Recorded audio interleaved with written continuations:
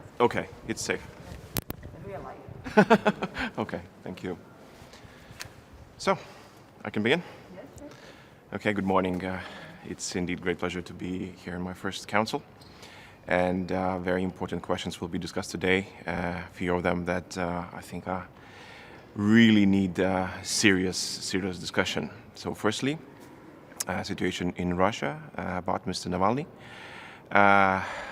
Well, we think that, I personally think that a change is in the air in Russia, and this is what makes Mr. Putin so nervous.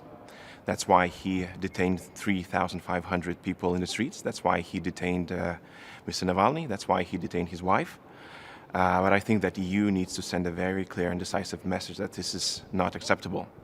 And we have a very, in my opinion, effective mechanism, EU global rights sanctions regime.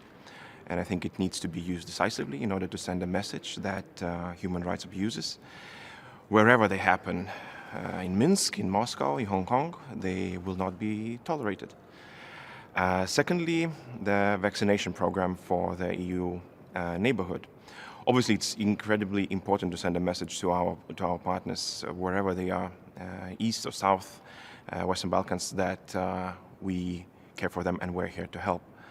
But firstly, when we aim to help our partners, we need to be sure that we have the vaccines that we can promise.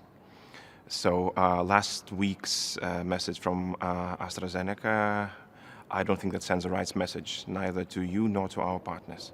So first we need to fix that the companies would hold on to their written agreements, and then we obviously can continue with our help to our partners wherever they are.